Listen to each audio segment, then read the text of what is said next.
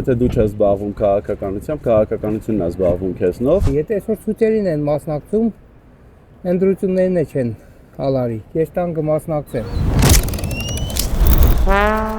Գիտեք, որ ամսի 7-ին ընտրություններն են։ Վարչապետի։ Հունիսի 7-ին։ Չգիտեմ։ Ազգային ժողովի։ Գեորգի, Մասնակցելու եք արդյոք։ Այո, անպայման։ Անաբաղ։ Անպայման։ Բոլորը երևի մասնակցում էլի, համարյա բոլորը։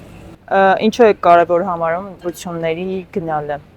Կարծում եմ Հայաստանը գտնվում է շատ բարդ քաղաքական իրավիճակում, թե ներքին, թե արտաքին ճակատներում, եւ կարծում եմ շատ կարևոր է պատասխանատու գտնվել եւ այդ օրը անպայման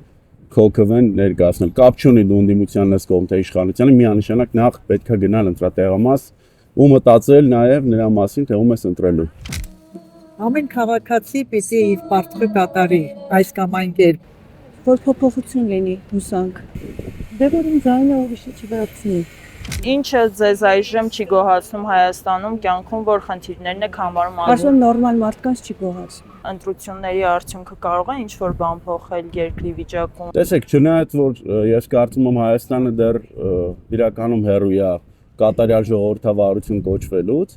բայց ինձ թվում է ներկայումս կա հնարավորություն, այո, նաև հասնել իշխանափոխության ընտրությունների միջոցով։ Չնայած ես ձեզ ասեմ, ինձ թվում է լրատվական դաշտում որոշ չափով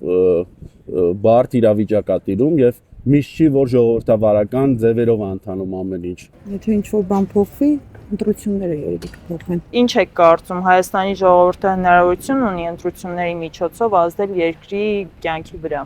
Դժվար է, իհարկե դա։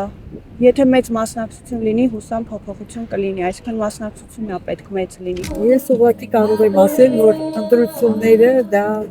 քաղաքացիական ակտ է, որին պետք է լուրջ վերաբերվել եւ անպայման մասնակցել։ Բայց ուրեմն այն մարդիկ, որ չեն գնում ընտրության, թող հետո չբողոքեն ոչ ընդդիմությունից, ոչ էլ իշխանությունից։ Ոչ եմ անում, որ մեր ժողովուրդը անպայման մասնակցի ընտրություններին, որպեսզի լինի փոփոխություն։ Գնացեք ընտրությունները։